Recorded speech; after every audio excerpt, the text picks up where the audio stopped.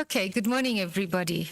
Thank you for the opportunity, and I'm quite sure you can see all the names on the screen there. And we were told, sorry, no money, pay for yourselves, get there however you're going to get there. We can pay accommodation for 2 people. Well, nobody else could find money for transport and registration. So in a way, that's what happens. I think what I'm alluding to is the fact that CE is the poorest cousin of anything within a particular university. And I'm going to claim that, I'm going to say it very openly, although I'm always scolded for saying it, but that's fine. We experience it in so many spaces, places, and in engagements with so many people. So obviously within the School of Education, which is part of UKZN, there are 19 schools. We are the School of Education, and within the School of Education, we have a community engagement committee. Within that school, since 2017, we had the position of academic leader, community engagement, formally recognized and constituted. Within and across the university, there are supposed to be academic leaders for all 19 schools. I just spoke to one of the academic leaders last night, who is here, and he said, yeah, we have it, but nothing much is happening.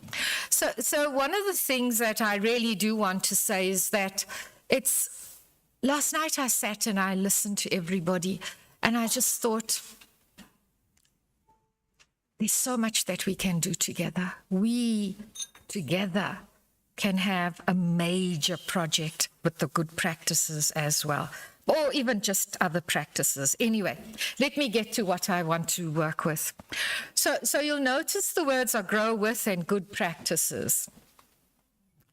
So how something appears is always a matter of perspective, and that's something that we really, really need to focus on. And I love the presentation just now because the historical discussion, conversation, we've got to say conversations, are things that we actually shy away from. And one of the questions that I raised was community engagement in the 1820 Settlers Monument Building. Okay, it would be very interesting for us to discuss why this particular place, whose perspective, and what are our collective feelings about all of that.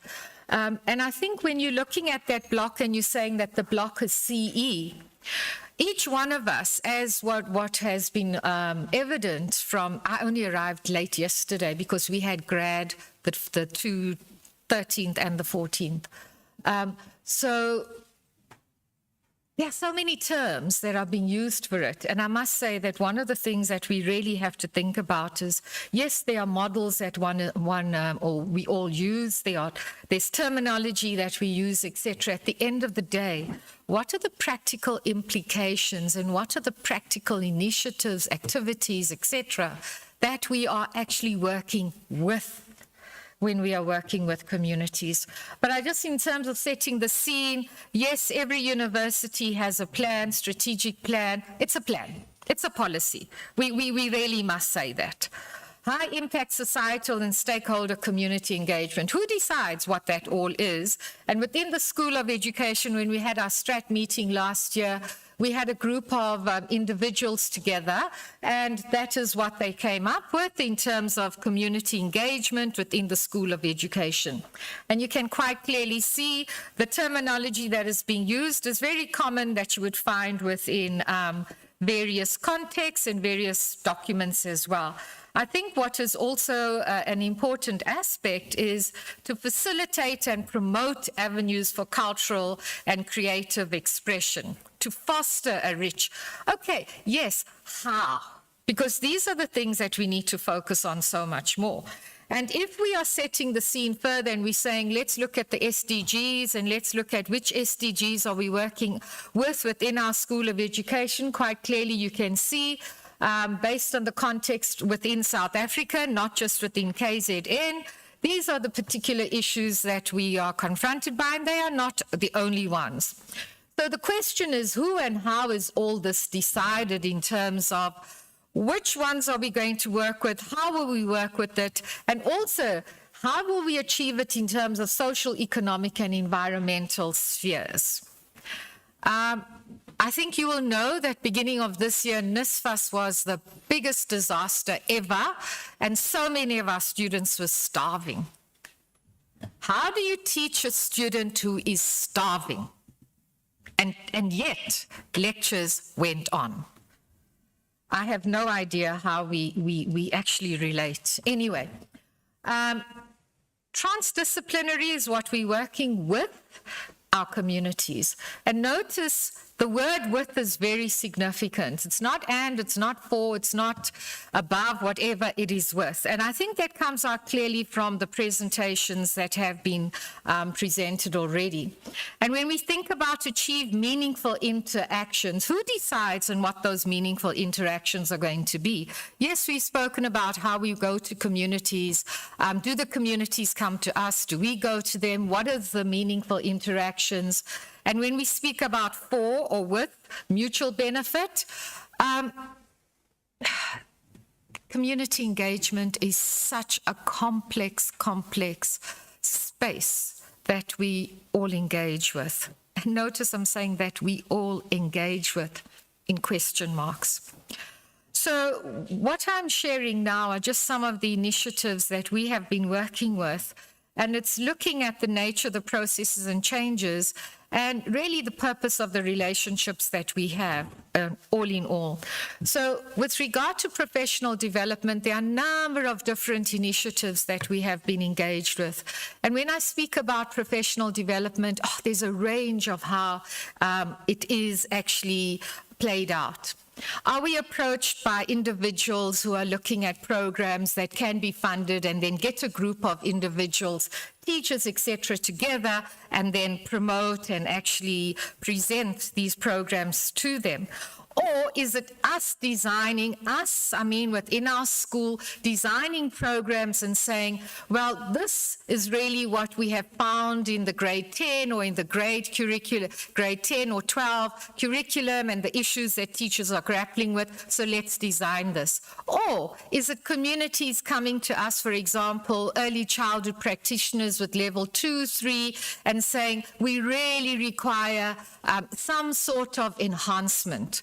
Please, can we have programs that we can work with? And then we have a meeting, and the workshop was over 130 people just from the KZN local Durban community who came together. We developed an action plan and guidelines of how we could work, and therefore looked at possible programs that we could be working with. So creativity is one of them. Autism is another one of them. And one of the things that we are finding is that communities are becoming more and more vocal about what it is they would like to see. And in our last autism workshop, one of the parents actually said, it's actually a shame that the universities are not having programs with us as the community. They're only focusing on the students. And that is a shame, a big shame. Okay, so we have partnerships. We have a lot of different programs with our students as well. Enhancement programs, some of it funded, some of it not funded. And all you do is you ask colleagues to volunteer. And you can see service learning, obviously part of modules that we're working with. Mindfulness, and I must say at this point that one of the best modules that we have, which was service learning and research for undergraduate students, was taken out of the curriculum because there was no space for it. I was hell mad. Anyway.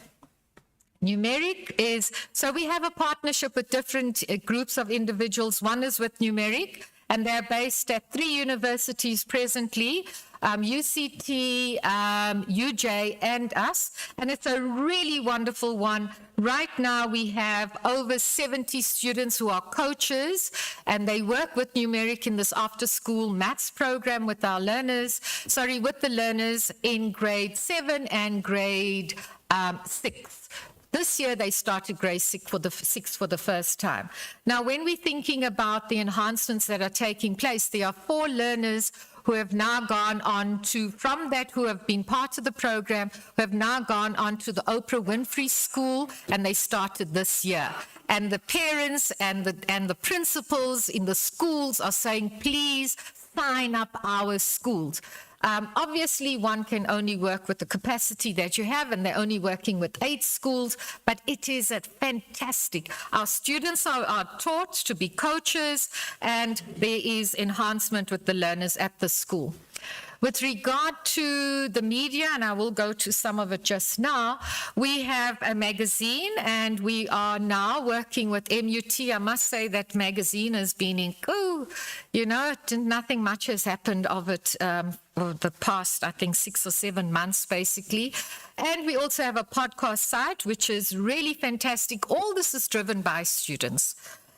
Yeah, but students don't drive if you're not... notice this needs to happen, that needs to happen. And it's just, yeah. Anyway, international spaces. Within our School of Ed, we have MOAs and MOUs with so many international universities, and we work with our international office. So in some settings, the international office takes full responsibility for it. In our settings, we take responsibility for it with the international office. This is an example of engaging with communities. We all grow. That's our tagline. Engaging with communities, we all grow. How can we grow with you? And that was a KIC climate change education program where we worked with 20 geography and 20 natural sciences teachers, and they had to do change programs in the schools. And what we did in our university, we designed the materials for all 5 universities that were going to run the program. We taught online during the available, although there's one group that came in last year saying, we will charge 2,500. And this is becoming, I'm finding that's becoming more of a case now where people come in and say, we'd like to do these programs for your students, but this is how much they must pay. Then I say, sorry, no thank you. If we're going to do anything, it's something that the students must be a part of, and they must also decide, but there is no money that the students are going to pay for that.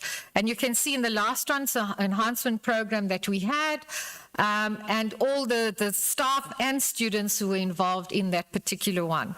At the top, that's the service learning and community members who are present at the seminar presentations, and them standing up talking about their experiences of being part of the service learning engagements with the students, and they're obviously with numeric and what has happened with numeric. I think in terms of the School of Education, there's so much more. I will just show you one more bit. Community engagement, and we have our own website, and as you can see, in terms of the website, our students, we have a group of about 60 volunteers in our WhatsApp group, and we also share that with the students. So when there's ever an activity taking place, we share that with them and we say, okay, this is an activity, would you like to be involved in this? I just wanted to share this with you. This is the international exchange. We had a student from Brazil. We have an MOU with Sao Paulo University, and Beatrice in the brown is there. And we have a Fulbright student who is the one on the left-hand side, Ashley. And we work obviously with the schools. And we also, in that first visual, we had 4 students from Norway who were also doing their whole semester with us as well. So in terms of community engagement, we are always asking ourselves, what is it that we need to be doing more of? And when we think about grow, you know, people say do an impact study, grow. That is the word that we need to think about. And if we focus on grow, then there are so many other things you can think about. How many people were engaged? How were they engaged? What was the nature of their learning and their reflections on those engagements as well? I think I'll just stop there because I am conscious of time. Thank you.